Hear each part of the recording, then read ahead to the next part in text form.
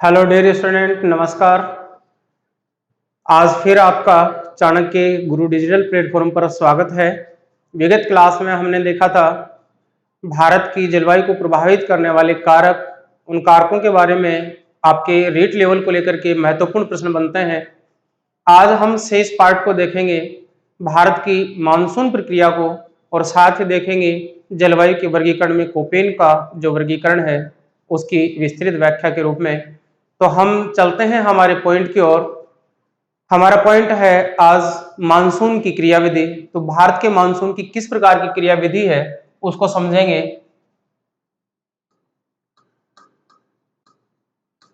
भारतीय मानसून की क्रियाविधि, मानसून की क्रियाविधि। तो सबसे पहले हम देखें भारतीय मानसून की जो क्रियाविधि है या भारतीय मानसून है वो किस प्रकार से भारत में प्रवेश करता है। तो ध्यान दें, सबसे पहले हम देखें भारतीय मानसून की क्रियाविधि के अंतर्गत भारतीय मानसून किस प्रकार से सक्रिय होते हुए भारत में वर्षा कर पाता है। तो सबसे पहले जानेंगे इसको।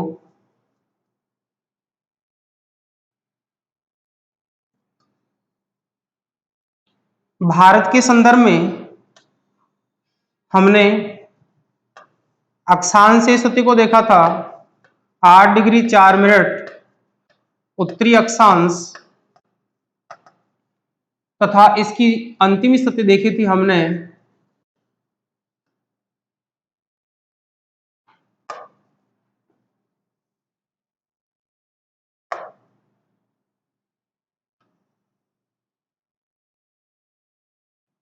इस प्रकार से। भारत में मानसून की सक्रियता किस प्रकार से होती है इसको जानने के लिए सबसे पहले इस थ्योरी को जाने। भारत के दक्षिण में 0 डिग्री अक्षांश रेखा, 0 डिग्री अक्षांश रेखा जिसको विषुवत रेखा या भूमध्य रेखा के नाम से जाना जाता है, इस अक्षांश रेखा से भारत की विस्तार की जो स्थिति है वो उत्तर की ओर बनती है। तो हम इस प्रकार से देखें, विषुवत रेखा पर हमने इससे पहले भी जानकारी प्राप्त की थी। विषुवत रेखा पर सूर्य की लंबवत किरणें वर्ष भर पड़ती हैं, लेकिन जब सूर्य की स्थिति अंतिम रूप से उत्तर में कर्क रेखा तक तथा दक्षिण में मकर रेखा तक होती है तो यही स्थिति ऊष्मा में परिवर्तन लाती है और परिवर्तन के कारण से पवनें चलती हैं। विगत क्लास के साथ देखा था पवनें क्यों चलती हैं, उच्च वायुदाब और न्यून वायुदाब के बीच परिवर्तन के कारण से पवनें चलती हैं। तो ये वायुदाब में परिवर्तन लाती हैं, और वायुदाब में परिवर्तन किस प्रकार से होता है ध्यान देंगे। यहां 0 डिग्री अक्षांश रेखा जब हम मार्च के महीने में सूर्य की सीधी किरणों की अवस्था भूमध्य रेखा या विषुवत रेखा पर देखते हैं, अर्थात सूर्य कुछ इस प्रकार से हमें चमकता हुआ नजर आता है।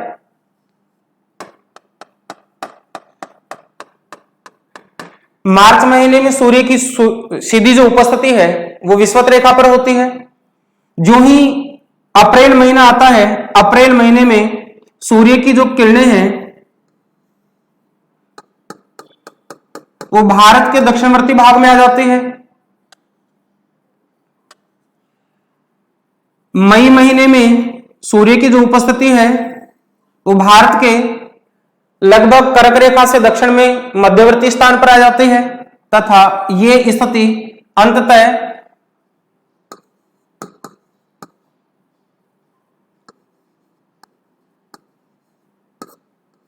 मई तथा जून माह में इसके जो विस्तार की अवस्था है वो हमें कर्क रेखा के साथ देखने को मिलती है। इसको कहा जाता है 23.5 डिग्री उत्तरी अक्षांश। इसी उत्तरी अक्षांश को कहा जाता है कर्क रेखा। तो सूर्य की जो सीधी किरणें होती हैं जून में जाकर के सीधी पड़ती हैं। इस जून की उपस्थिति में सूर्य हमें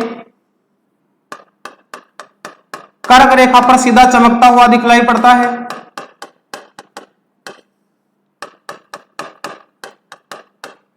अब ध्यान रहे, सूर्य अपने लंबवत किरणों का कोण जहां बनाता है वहीं सूर्य अधिक उष्मा देता है, और जहां अधिक उष्मा होती है वहां ताप बढ़ता है। जहां ताप अधिक होता है वायुदाब हल्का होता है, न्यून होता है। तो उच्च वायुदाब और न्यून वायुदाब के बीच परिवर्तन होता है, और परिवर्तन होते ही पवनों में गति प्रारंभ होती है, पवनें चलना प्रारंभ करती हैं। यही पवनें मानसून बनकर के भारत में प्रवेश करती हैं। तो जब जून महीने में सूर्य की सीधी किरणें कर्क रेखा पर होती हैं, उस समय जब 0 डिग्री अक्षांश रेखा पर मार्च के महीने में सूर्य सीधा होता है, जो जो इस स्थिति से उत्तरायण की अवस्था होती है, इसको कहा जाता है उत्तरायणात। जब सूर्य उत्तर की ओर अपनी लंबवत किरणों को देना प्रारंभ करता है, छोड़ना प्रारंभ करता है, उष्मा का प्रभाव उत्तर की ओर बढ़ना प्रारंभ हो जाता है तथा दक्षिण की ओर सूर्य की किरणों का प्रभाव कम होता चला जाता है। तो इस प्रकार से भूमध्य रेखा से जो जो सूर्य उत्तर की ओर चलता है, इस स्थिति में यहां उच्च वायुदाब का केंद्र बन जाता है, वह न्यून वायुदाब का केंद्र बन जाता है। आप देखेंगे उच्च वायुदाब का केंद्र कहां बनेगा, जहां सूर्य की लंबवत किरणें होंगी। यहां सूर्य की लंबवत किरणें होंगी, लंबवत किरणों के क्षेत्र में स्थिति बनती है उच्च तापमान। जब तापमान उच्च होगा तो वायुदाब न्यून होगा, वायुदाब न्यून होगा। उच्च तापमान के साथ में न्यून वायुदाब की स्थिति बनेगी। तो इस समय इस धरातलीय भाग के ऊपर उच्च वायुदाब का केंद्र स्थापित हो जाता है, और ये उच्च वायुदाब वाला केंद्र है उच्च तापमान व न्यून वायुदाब के मध्य अंतर। तो सूर्य की जो उपस्थिति है वो जो ही हम उत्तरायण की ओर देखते हैं, तो भूमध्य रेखा को पार करने के बाद में जब कर्क रेखा तक आता है, कर्क रेखा तक आते आते सूर्य में जल वाला जो क्षेत्र है, इस जल वाले क्षेत्र में सूर्य की किरणें धीरे धीरे कम होना प्रारंभ हो जाती हैं। इस क्षेत्र का स्वभाव होता है कि यह धीरे ठंडा होता है और धीरे ही गर्म होता है। तो इस समय जब सूर्य कर्क रेखा पर होता है या उत्तरी गोलार्ध में होता है, तो हिंद महासागरीय क्षेत्र में पड़ता है उच्च वायुदाब। ध्यान दें, इंपॉर्टेंट तथ्य है, जब सूर्य की किरणें कर्क रेखा पर सीधी पड़ती हैं, उस समय उच्च वायुदाब का केंद्र बनता है हिंद महासागर। इस हिंद महासागरीय क्षेत्र में उच्च वायुदाब का केंद्र बनता है। हिंद महासागर क्षेत्र में उच्च वायुदाब बनता है तथा धरातलीय क्षेत्र में तापमान अधिक होने के कारण न्यून वायुदाब का केंद्र बनता है। न्यून वायुदाब का केंद्र बनता है तथा पवनें उच्च वायुदाब से न्यून वायुदाब की ओर अग्रसर होती हैं। यह भारत की मानसून की क्रियाविधि थी। इस प्रकार से भारत में समुद्र से चलने वाली हवाएं धरातलीय भाग की ओर चलती हैं, यही मानसून बनकर के आती हैं। अब यहां ध्यान दें, कुछ हवाओं का प्रभाव होता है। इन हवाओं के प्रभाव के कारण से भारतीय मानसून भारत के तट से होता हुआ धरातल की ओर प्रवेश करता है। किस प्रकार से होता है, इससे पहले हम देखें, संपूर्ण धरातलीय भाग पर 3 प्रकार की स्थायी हवाएं चलती हैं। इन स्थायी हवाओं का जो प्रभाव क्षेत्र है वो हम कुछ इस प्रकार से देखते हैं। इन हवाओं को कहा जाता है व्यापारिक पवनें।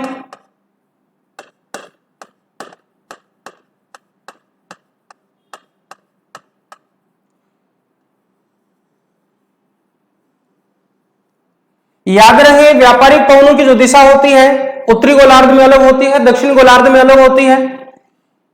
इसके बाद में इस क्षेत्र में चलने वाली जो पवनें होती हैं इनको कहा जाता है पछुआ पवनें, तथा ध्रुव से भूमध्य रेखा की ओर चलने वाली इन पवनों को कहा जाता है ध्रुवीय पवनें। तो इस प्रकार से इनकी उपस्थिति पाई जाती है।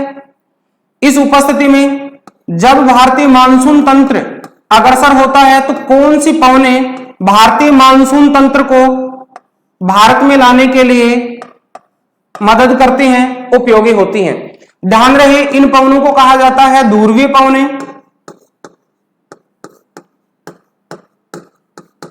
इनको कहा जाता है पछुआ पवनें, तथा इनको कहा जाता है व्यापारिक पवनें।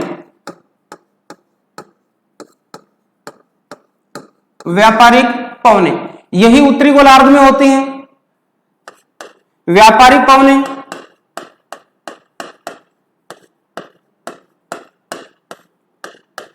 पछवा पवने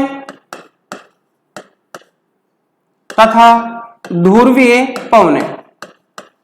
अब यहां ध्यान दें, हमने देखा था सूर्य की जब उपस्थिति हमें इस स्थान पर देखने को मिलती है, तब धरातल का वह भाग जो भूमध्य रेखा के आसपास वाला क्षेत्र होता है सर्वाधिक गर्म होता है। इस समय उच्च वायुदाब का केंद्र व न्यून वायुदाब का केंद्र इसके आसपास विकसित होता है। तो इस समय जब सूर्य भूमध्य रेखा को पार करता हुआ 23.5 डिग्री उत्तरी अक्षांश रेखा पर पहुंच जाता है, इस समय उच्च वायुदाब व न्यून वायुदाब के बीच केंद्र अलग बन जाते हैं। उच्च वायुदाब का जो केंद्र है वो बनता है हिंद महासागर,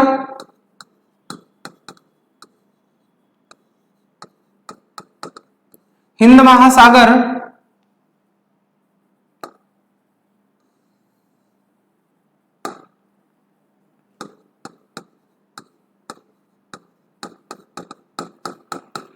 तथा न्यून वायुदाब का जो केंद्र विकसित होता है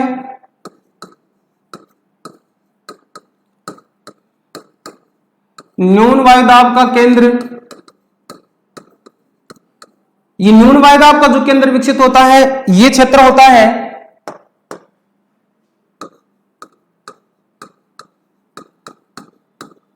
पेशावर, या कह सकते हैं थार मरुस्थल। थार मरुस्थलीय प्रदेश में न्यून वायुदाब का केंद्र विकसित होता है तथा उच्च वायुदाब का केंद्र हिंद महासागर पर होता है। तो पवनें हिंद महासागरीय क्षेत्र से इस पेशावर वाले क्षेत्र की ओर गतिमान होती हैं। यही भारतीय मानसून होता है। अब ध्यान दें किन पवनों के प्रभाव में आता है तथा कौन सी पवनें भारतीय मानसूनी हवाओं को लाने में मदद करती हैं। तो इस क्षेत्र में हमने देखा था भूमध्य रेखा से ज्यों ज्यों सूर्य की उपस्थिति कर्क रेखा तक जाती है तो वायुदाब की पेटियों का खिसकाव होता है। वायुदाब की पेटियों के कारण से ये जो व्यापारिक पवनें थी, इन व्यापारिक पवनों का क्षेत्र आगे तक हो जाता है, लेकिन इनकी दिशा बदल जाती है और वो दिशा है वो कुछ इस प्रकार से हो जाती है।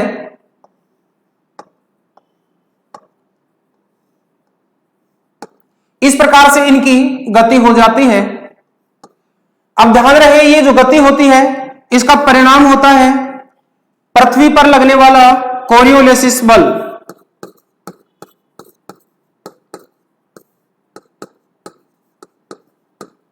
कोरियोलिसिस बल, इस कोरियोलिसिस बल के कारण से पवनें उत्तरी गोलार्ध में आते ही विक्षेपित हो जाती हैं। इनकी दिशा देखिए किस प्रकार की दिशा थी। अगर इन दिशाओं को हम बात करें तो हम यहां समझ सकते हैं, और इन पवनों की दिशा को बात करें तो हम यहां समझ सकते हैं। इस समय चलने वाली हवाओं की दिशा थी तथा इस दक्षिणी गोलार्ध में चलने वाली व्यापारिक पवनों की दिशा थी ये। हम देखें इनकी दिशा उत्तर, पूर्व, दक्षिण, पश्चिम। यहां देखें उत्तर, पूर्व, दक्षिण, पश्चिम। इस प्रकार से इनकी जो उपस्थिति है वो हमें उत्तर पूर्व से दक्षिण पश्चिम की ओर चलती हुई दिखाई दे रही थी तथा दक्षिणी गोलार्ध में यही व्यापारिक पवनें दक्षिण पूर्व से उत्तर पश्चिम की ओर चलती हुई दिखाई दे रही थी। लेकिन जो ही भूमध्य रेखा को पार करती हैं इन पवनों की दिशा है वो कोरियोलिसिस बल के कारण से विक्षेपित हो जाती है तथा उत्तरी गोलार्ध में ये अपनी बाईं ओर विक्षेपित हो जाती हैं। इस प्रभाव के कारण से भारत की जो उपस्थिति है वो हमें यहां देखने को मिलती है। इस स्थिति में देखने को मिलती है भारत की स्थिति।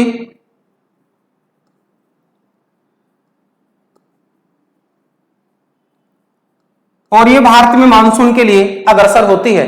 तो भारत में मानसून के लिए जो प्रभावी पवनें हैं उनको कहा जाता है व्यापारिक पवनें। इन व्यापारिक पवनों के प्रभाव में आकर के भारतीय मानसून है वो अधिक सक्रिय हो पाता है। इस क्षेत्र से चलने वाली इन पवनों के प्रभाव में आ जाता है। तो हम यहां ध्यान दें इन तीन प्रकार की पवनों में हमारे मानसून के लिए जो प्रभावी पवनें हैं वो व्यापारिक पवनें हैं। इन व्यापारिक पवनों के कारण से भारत में मानसून सक्रिय होता है। भारतीय मानसून के उत्तरदायी, भारतीय मानसून के लिए उत्तरदायी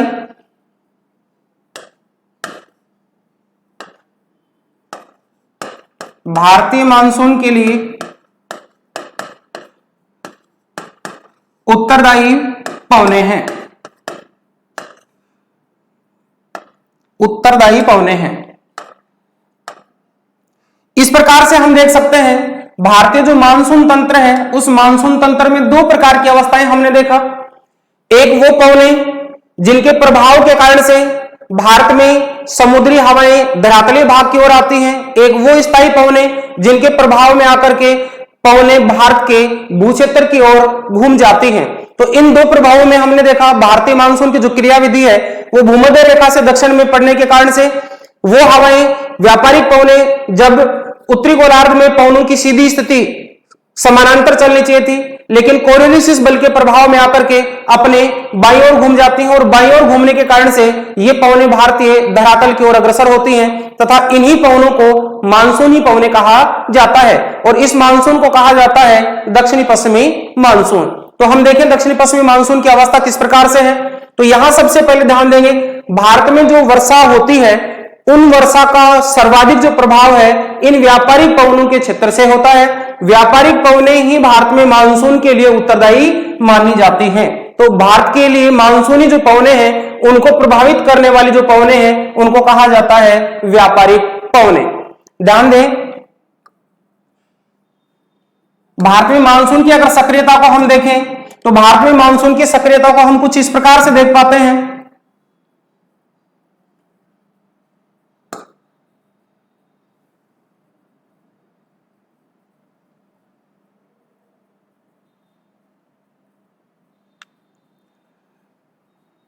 देखिए भारत में मानसून की जो सक्रियता है वो हमें किस प्रकार से स्पष्ट होती है, नजर आती है।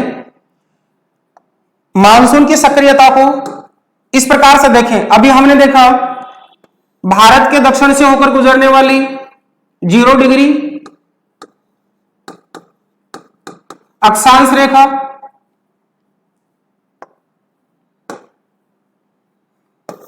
जीरो डिग्री अक्षांश, इस 0 डिग्री अक्षांश को ही कहा जाता है विषुवत रेखा।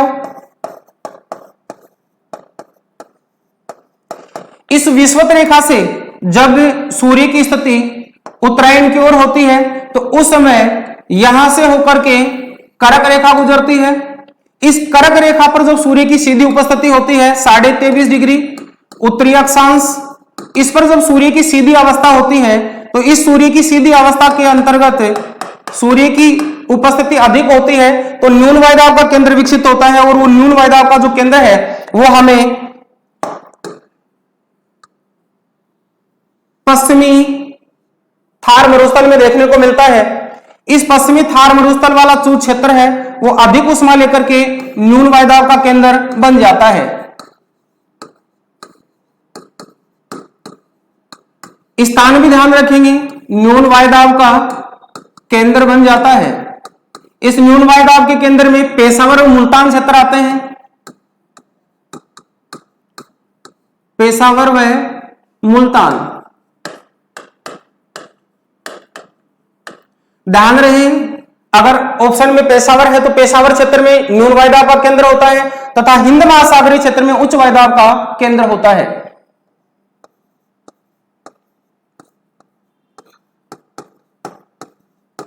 उच्च वायुदाब का केंद्र होता है तथा पवनों की जो स्थिति है वो हमें इस हिंद महासागर से इस प्रकार से चलती हुई नजर आती है।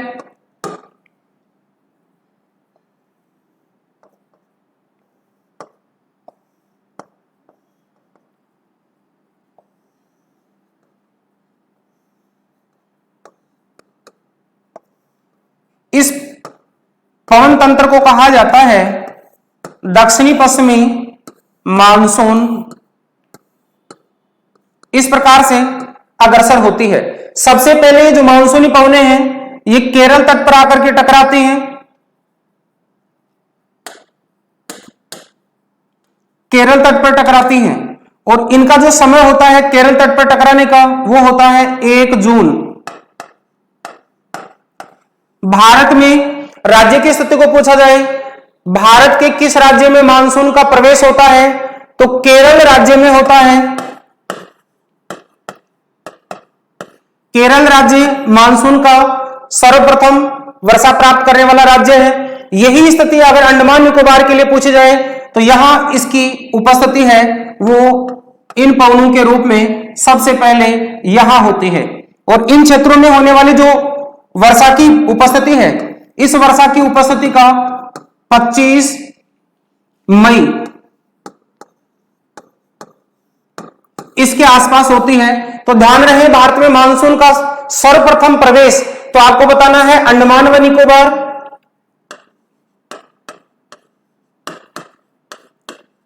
अंडमान व निकोबार राज्य की बात है। किस राज्य में प्रवेश करता है? तो अपने को बताना है केरल राज्य में प्रवेश करता है। केरल राज्य में मानसून की जो सक्रियता है वो 1 जून को प्रभावी होती है तथा अंडमान निकोबार में 25 मई के लगभग इसका प्रभाव प्रारंभ हो जाता है। यही पवनें जब भारत में आगे की ओर बढ़ती हैं तो ध्यान दें कब कब और कहां कहां होंगी। 1 जून को जब यहां प्रारंभ हो जाता है तो इसकी पवनों की जो उपस्थिति है वो 5 जून को यहां पहुंच जाती है। 10 जून को महाराष्ट्र के मुंबई से होते हुए पहुंच जाती है तथा राजस्थान से आते आते ये 15 जून या इसके बाद जून के अंतिम सप्ताह में, जून के अंतिम सप्ताह में प्रारंभ होती है। अब यहां प्रश्न बनने वाला है कि भारत में जब मानसून की सक्रियता 1 जून को आ जाती है तो भारत के संपूर्ण प्रदेश में लगभग कितने दिनों की अवधि के बाद वर्षा प्रारंभ हो जाती है या मानसून की सक्रियता देखने को मिलती है? तो 1 जून से लेकर के लगभग 29 दिन बाद भारत के संपूर्ण प्रदेश में वर्षा प्रारंभ हो जाती है। 29 दिन बाद लगभग मानसून की सक्रियता प्रारंभ हो जाती है। 29 दिन बाद संपूर्ण भारत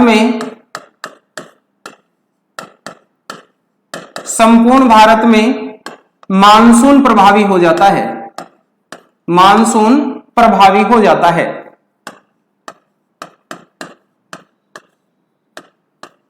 या मानसून का प्रभाव प्रारंभ हो जाता है।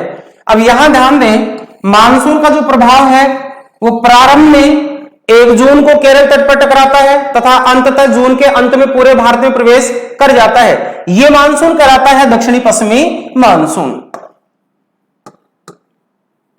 इसको कहा जाता है दक्षिणी पश्चिमी मानसून। दक्षिणी पश्चिमी मानसून। इस दक्षिणी पश्चिमी मानसून की 2 शाखाएं होती हैं। अब यहां ध्यान देंगे एक शाखा कुछ इस प्रकार से जा रही है, आगे जाकर के भारत में प्रवेश करती है और प्रवेश करने के बाद तटवर्ती भागों में वर्षा करती है।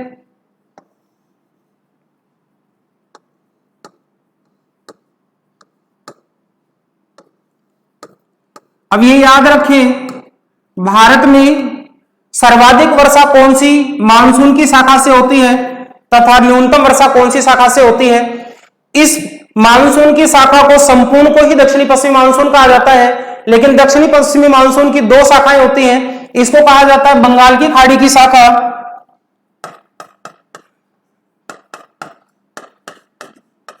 बंगाल की खाड़ी शाखा तथा इसको कहा जाता है अरब सागरीय शाखा।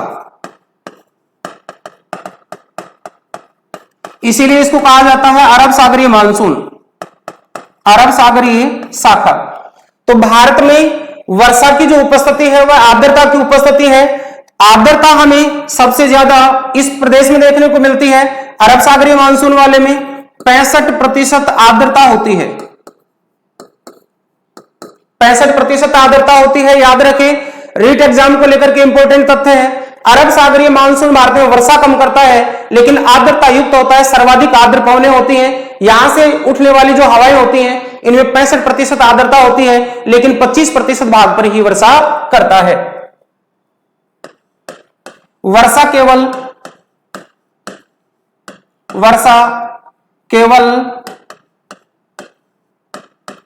25% ही करता है। वर्षा की जो उपस्थिति है वो 25% देखने को मिलती है। लेकिन बंगाल की खाड़ी से उठने वाला जो मानसूनी तंत्र है, इस बंगाल की खाड़ी से उठने वाले मानसून से वर्षा की मात्रा ज्यादा होती है। इस समय यहां जो मानसूनी हवाएं हैं, इनका जो क्षेत्र है, देखिए यहां से तमिलनाडु वाला जो तट है, इस तमिलनाडु तट पर वर्षा का जो प्रभाव है लगभग नगण्य हो जाता है। समानांतर हवाएं जाती हैं, यहां वर्षा नहीं हो पाती है, और नहीं होने के कारण ही ग्रीष्म काल में जो मानसूनी पवनें हैं ये तमिलनाडु तट को शुष्क छोड़ देती हैं या वर्षा नहीं कर पाती हैं, तथा विपरीत समय में वर्षा करती हैं या शीतकाल में वर्षा होती है, क्योंकि हवाओं की दिशा के समानांतर होती है। अब यहां ध्यान दें, बंगाल की खाड़ी से चलने वाली जो मानसूनी शाखा है, जो दक्षिणी पश्चिमी मानसून का एक भाग है, इसकी शाखाएं एक तो प्रारंभ करती हैं सूरमा घाटी से, तथा एक शाखा प्रारंभ होती है गंगा घाटी से।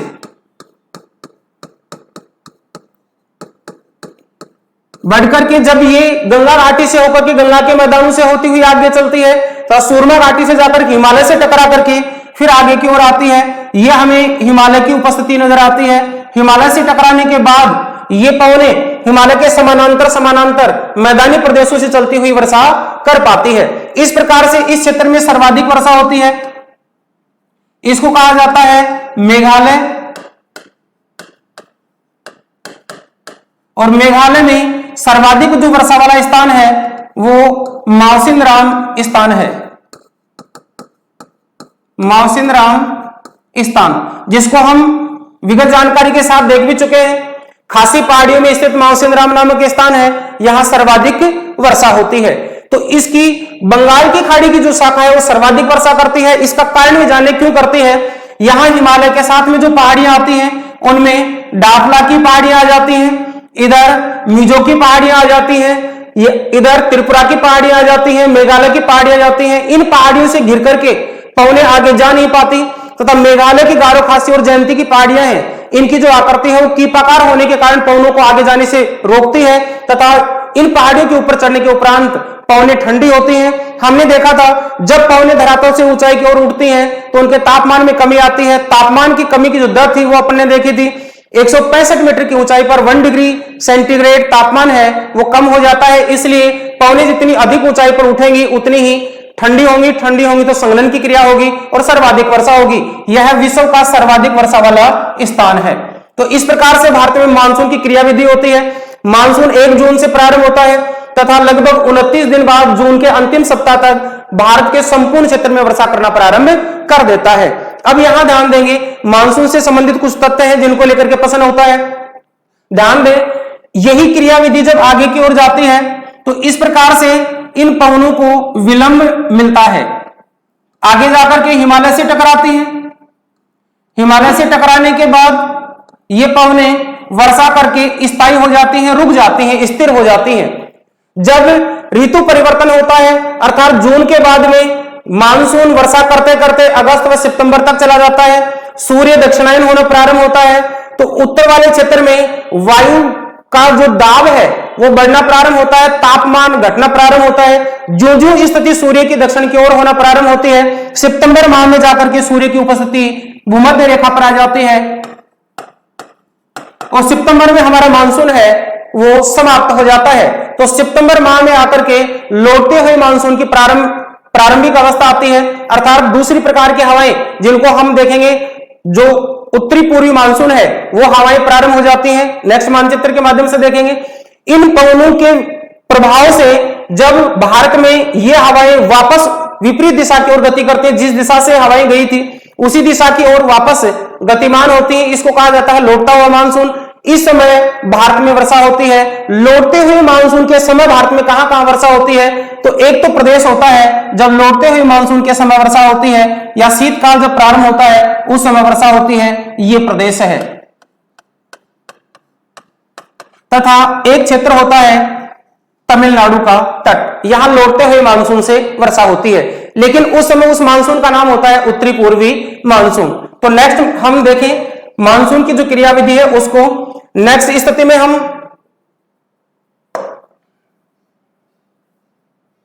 यहां समझें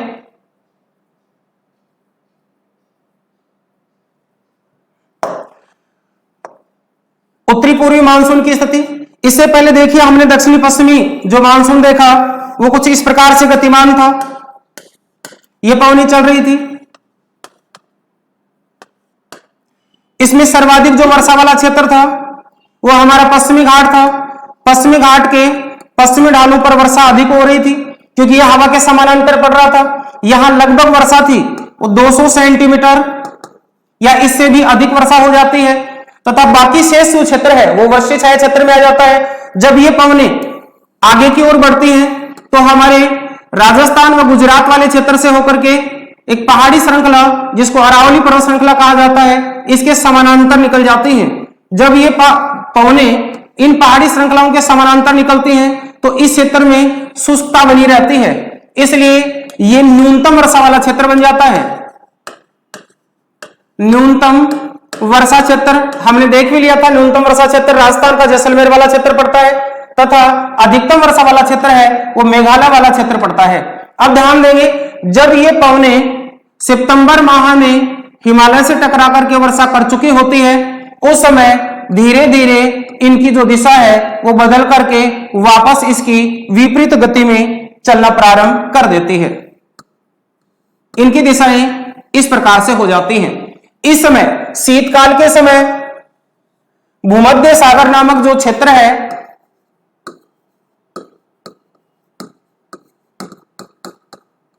भूमध्य सागरीय क्षेत्र, इस क्षेत्र की पवनें गतिमान हो जाती हैं और ये पवनें आगे आकर के भारत के थार मरुस्थल से होकर के प्रवेश करती हैं तथा एक शाखा इसकी तिब्बत के पठार से होकर आगे जाती है। आगे आने वाली जो हवाएं हैं जो उत्तरी पूर्वी मानसून के रूप में भारत में प्रवेश कर रही थी, इनका जो प्रारंभ था वो होता है दक्षिणी चीन सागर। अपने एग्जाम में इंपॉर्टेंट प्रश्न है, उत्तरी पूर्वी मानसून किस स्थान से उत्पन्न होता है? दक्षिणी चीन सागर से प्रारंभ होता है, वह इस प्रकार से भारत में प्रवेश करता हुआ आगे आता है।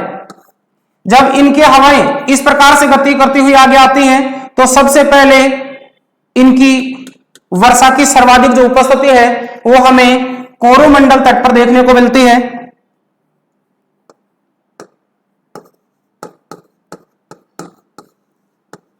कोरोमंडल तट पर वर्षा करती हैं तथा कोरोमंडल के साथ ही अगर राज्य की स्थिति को पूछा जाए तो तमिलनाडु राज्य में वर्षा करती हैं। तमिलनाडु राज्य में वर्षा करती हैं। तमिलनाडु राज्य में वर्षा करती हैं उत्तरी पूर्वी मानसून के रूप में, इसको कहा जाता है उत्तरी पूर्वी मानसून। उत्तरी पूर्वी मानसून। अब उत्तरी पूर्वी मानसून के रूप में भारत के शेष वाले क्षेत्र में इनकी वर्षा आर्द्रता नहीं होने के कारण नहीं हो पाती, लेकिन जो ही उत्तरी पूर्वी मानसून की पवनें बंगाल की खाड़ी से होती हुई आती हैं तो बंगाल की खाड़ी से ये पवनें आर्द्रता को ग्रहण कर लेती हैं। आर्द्रता को ग्रहण करती हुई जब आगे चलती हैं आर्द्रता की प्राप्ति हो जाती है। आर्द्रता की प्राप्ति जो ही आगे धरातली भाग से टकराती है तो तमिलनाडु तट पर इनकी सर्वाधिक वर्षा होती है। तो ये क्षेत्र जो ग्रीष्म काल में शुष्क था, ये शीतकाल में आने वाले उत्तरी पूर्वी मानसून से प्रारंभ होता है वर्षा की मानसून की स्थिति के साथ। तो ये शीतकाल का मानसून भी कहलाता है या शीत ऋतु में होने वाली वर्षा भी कहलाती है। इसी को उत्तरी पूर्वी मानसून कहा जाता है। संबंध होता है उत्तरी पूर्वी मानसून कब आता है? शीत ऋतु में आता है। उत्तरी पूर्वी मानसून लौटते हुए मानसून का भाग होता है तथा वर्षा सर्वाधिक करता है कोरोमंडल तट या तमिलनाडु में। जब यही हवाएं हमने देखी थी भूमध्य सागर से चलती हुई भारत में प्रवेश करती है थार के मरुस्थल से तथा एक शाखा इसकी तिब्बत के पठार से टकरा जाती है। यह तिब्बत का पठारी प्रदेश है। इस प्रदेश से टकरा करके इनकी शाखाएं जब आगे की ओर जाती हैं तो ये उत्तरी पूर्वी मानसून के साथ भारत में वापस प्रवेश कर जाती हैं। लेकिन इनमें भूमध्य सागर से भारत तक आते आते आर्द्रता की मात्रा घट जाती है, कम हो जाती है, तो भारत में इसकी वर्षा कम हो पाती है। लेकिन उत्तरवर्ती जो भारत है इस क्षेत्र में शीतकाल में वर्षा हो जाती है और यहां शीतकाल में होने वाले वर्षा को कहा जाता है मावट की वर्षा। मावट की वर्षा होती है। इस मावट की वर्षा को कहा जाता है सुनहरी बूंदें, गोल्डन ड्रॉप्स, गोल्डन ड्रॉप्स के नाम से जानी जाती हैं।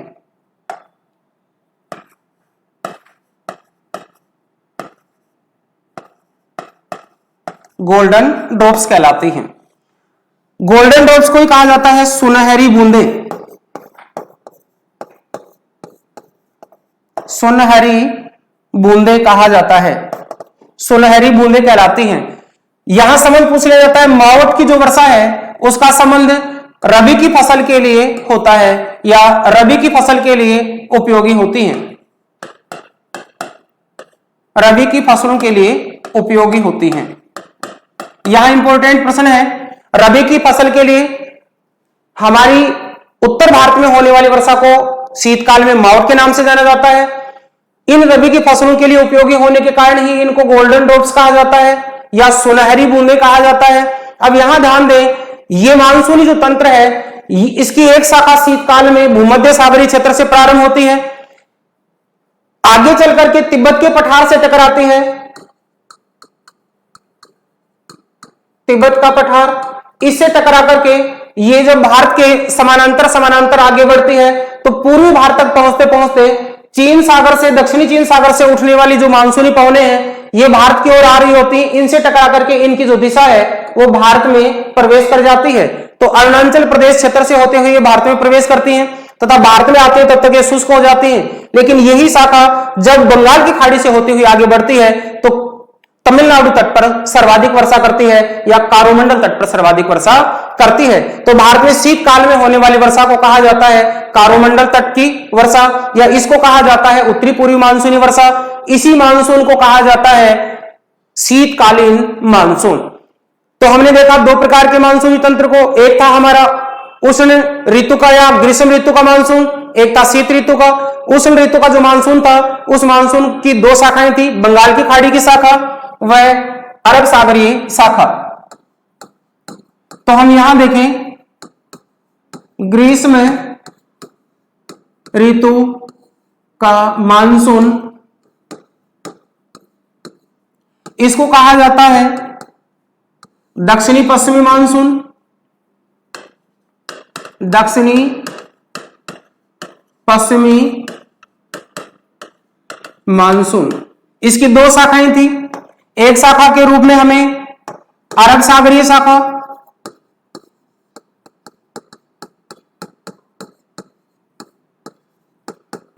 अरब सागरीय शाखा, दूसरी थी बंगाल की खाड़ी शाखा,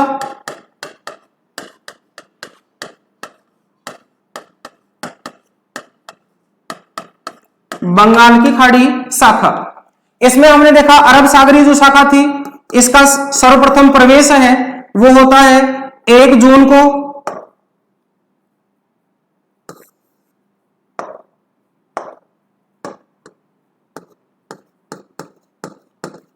1 जून को सबसे पहले केरल तट पर टकराती है। राज्य की बात करें केरल आएगा, तट की बात करेंगे तो इसको कहा जाता है मालाबार तट, मालाबार तट पर टकराती हैं। तो यहां ध्यान देंगे राज्य के संदर्भ में मालाबार तटीय क्षेत्र है तथा राज्य केरल है, इस पर सबसे पहले टकराती हैं। जब उपस्थिति के रूप में पूछा जाए तो इस समय सर्वाधिक वर्षा होती है वो पश्चिमी घाट में होती है, ये सर्वाधिक वर्षा करता है पश्चिमी घाट में वर्षा करता है। यहां वर्षा की जो उपस्थिति है वो 200 सेंटीमीटर या इससे भी अधिक हो जाती है। अब यहां याद रहे क्योंकि हमने भूमध्य रेखा के साथ में कर्क रेखा को देखा, इसके मध्यवर्ती भाग को कहा जाता है उष्ण कटिबंध। अब यहां प्रश्न 200 सेंटीमीटर वर्षा से उठा करके कर दिया जाता है उष्ण कटिबंधीय क्षेत्र के सदाबहार वन भारत के किस प्रदेश में देखने को मिलते हैं। तो हमें पश्चिमी घाट वाले क्षेत्र में देखने को मिलते हैं। उष्ण कटिबंधीय सदाबहार वन 200 सेंटीमीटर वर्षा वाले क्षेत्र में देखने को मिलते हैं। तो इनका जो क्षेत्र होगा वो होगा कर्नाटक, केरल व तमिलनाडु क्षेत्र में सर्वाधिक वर्षा होने के कारण से यहां सदाबहार वन पाए जाते हैं। अकेले राज्य की बात करें, केरल राज्य में सदाबहार वन पाए जाते हैं। सदाबहार वन, लेकिन वनों का प्रकार हो तो इसको कहा जाता है उष्ण कटिबंधीय सदाबहार वन। उष्ण कटिबंधीय सदाबहार वनों का क्षेत्र है। इस प्रकार से हम देखें तो इनकी जो उपस्थिति है वो भारत में कम वर्षा करने में सहायक है। वर्षा कम होती है, कम वर्षा होती है और केवल कुल वर्षा का 25% भाग ही प्राप्त होता है। अब देखिए बंगाल की जो खाड़ी शाखा है इससे सर्वाधिक वर्षा होती है। बंगाल की खाड़ी शाखा से सर्वाधिक वर्षा होती है, सर्वाधिक वर्षा होती है। साथ ही देखें आर्द्रता की मात्रा कम होती है, आर्द्रता की मात्रा कम होती है। कितनी मात्रा होती है यह भी ध्यान दें लें, इसमें आर्द्रता की मात्रा केवल 35% ही होती है तथा इसमें आर्द्रता की मात्रा है वो 65% होती है, लेकिन वर्षा कम कर पाता है। विपरीत संबंध है, प्रश्न बन जाता है रेट लेवल को लेकर के इंपॉर्टेंट प्रश्न है। अरब सागरीय शाखा से भारत में वर्षा कम होती है लेकिन आर्द्रता अधिक होती है। बंगाल की खाड़ी शाखा में आर्द्रता कम होती है लेकिन वर्षा अधिक होती है। तो इस प्रकार से 35% आर्द्रता ही 75% वर्षा करती है। सर्वाधिक वर्षा होती है तो 75% वर्षा का जो भाग है वो हमें इस दक्षिणी पश्चिमी मानसून के रूप में बंगाल की खाड़ी शाखा से प्राप्त होता है। तो इस प्रकार से हम देखें तो हमारे सर्वाधिक वर्षा वाला जो क्षेत्र है वो भी बंगाल की खाड़ी शाखा से ही वर्षा प्राप्त करता है। यही क्षेत्र है माउसिनराम, माउसिनराम मेघालय। अब ये ध्यान रखेंगे हम कहीं इनमें वर्षा का जो स्थान है वो हम 1040 देखते हैं, लेकिन हम देखें माध्यमिक शिक्षा बोर्ड की पुस्तक के अनुसार तो यहां हम इसकी जो वर्षा की मात्रा है वो देखेंगे 1141 सेंटीमीटर। यही ध्यान रखना है। अगर तथ्यात्मक रूप से आए तो अपने पास में कोई विरोधाभासी बात नहीं होगी। 1041 सेंटीमीटर माउसिनराम नामक पर्टिकुलर स्थान पर सर्वाधिक वर्षा होती है। लेकिन अगर गारो खासी पहाड़ियों की बात करें तो खासी पहाड़ियों में वर्षा का जो एवरेज है वो 1040 से 1080 सेंटीमीटर के बीच पाया जाता है। तो सर्वाधिक वर्षा बंगाल की खाड़ी से होती है और सर्वाधिक वर्षा वाला क्षेत्र भी बंगाल की खाड़ी शाखा से ही प्राप्त करता है। ये थी हमारी इस मानसून की शाखा के संदर्भ में। नेक्स्ट मानसून की शाखा के संदर्भ में हम बात करें तो हमारा आता है उत्तरी पूर्वी मानसून। उत्तरी पूर्वी मानसून, इस उत्तरी पूर्वी मानसून की बात करें तो उत्तरी पूर्वी मानसून है इसका संबंध हमें दो प्रकार से दिखलाई पड़ता है।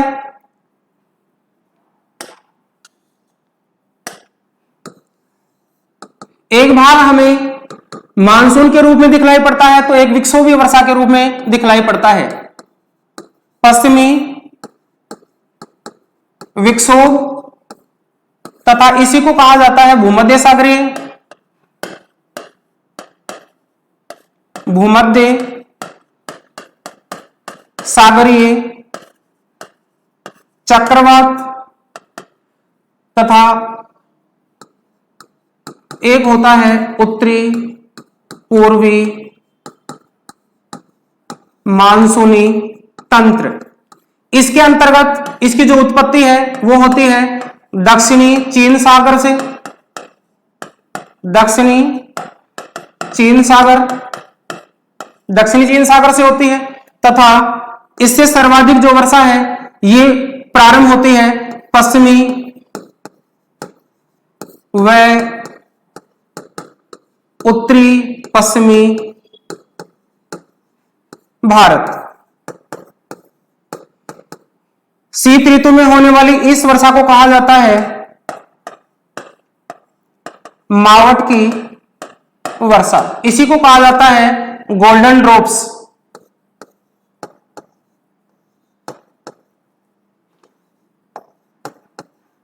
Golden drops. तथा इस समय जो मानसूनी तंत्र वर्षा करता है, ये करता है तमिलनाडु राज्य में, तमिलनाडु राज्य। साथ ही अगर तट की बात करें तो कोरोमंडल तट, कोरोमंडल तट पर सर्वाधिक वर्षा करता है। समय सीजन की बात करें तो इसमें जो वर्षा है वो होती है सितंबर अक्टूबर, सितंबर से अक्टूबर के मध्य वर्षा होती है। अगर ये डाटा अपने ऑप्शन में नहीं हो तो अक्टूबर नवंबर या नवंबर दिसंबर बताना है, लेकिन अगर सितंबर अक्टूबर की बात हो तो मानसूनी तंत्र प्रारंभ हो जाता है, इसको कहा जाता है सितंबर अक्टूबर। इसको कहा जाता है पश्चिमी विक्षोभीय वर्षा। इस समय उत्तरी भारत में होने वाली वर्षा को गोल्डन ड्रॉप्स के नाम से, माउट की वर्षा के नाम से जाना जाता है। ये माउट की जो वर्षा है ये रबी की फसलों के लिए उपयोगी है।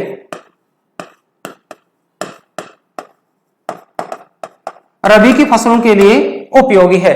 अब इसके संदर्भ में हम दो तथ्य और देखेंगे, केवल और केवल उन तथ्यों पर भी मानसून को लेकर के प्रश्न होते हैं। उन प्रश्नों की अगर चर्चा करें तो प्रश्न आता है मानसून का प्रस्फोट काल, प्रस्फोट काल। ध्यान दें, मानसून प्रस्फोट काल क्या होता है? जून के प्रथम सप्ताह में, जून के प्रथम सप्ताह में वर्षा का अचानक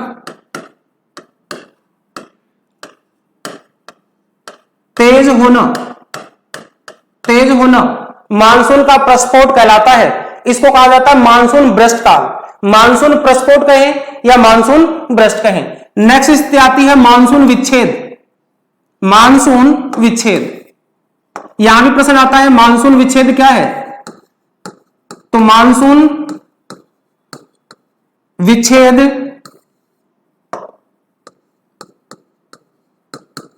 मानसून विच्छेद, विच्छेद का तात्पर्य है गैप। और गैप क्या है? जब मानसून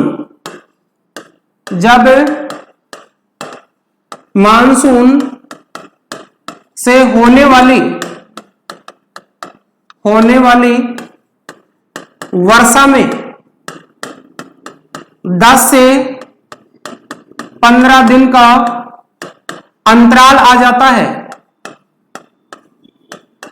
अंतराल आ जाता है। इसको कहा जाता है मानसून का गैप या मानसून का विच्छेद काल।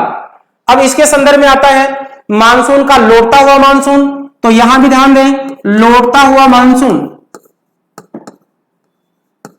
लौटता हुआ मानसून जिसके बारे में अपन ने विस्तृत चर्चा की। लौटता हुआ मानसून क्या है? जब सितंबर माह में मानसूनी पवने वापस लौटना प्रारंभ करती हैं, वापस लौटना प्रारंभ करती हैं। इसको कहा जाता है लौटता हुआ मानसून। तीनों ही इंपॉर्टेंट हैं, ध्यान दें। महीने जून, विच्छेद, गैप, 10 से 15 दिन का अंतराल तथा लौटता हुआ मानसून सितंबर माह। इस प्रकार से मानसून की क्रियाविधि के साथ, मानसून के महीनों के साथ, मानसून के साथ होने वाली वर्षा के स्थानों के साथ बनने वाले रीट के इंपॉर्टेंट प्रश्न हैं। आज इस क्लास में हम इतना ही देख पाएंगे, समय सीमित है। समय के अभाव को देखते हुए हम आगे हमारी बाकी से इस क्लास की जानकारी को प्राप्त करेंगे। तब तक के लिए आप इस चैनल पर बने रहें, हंसते रहें, मुस्कुराते रहें। धन्यवाद।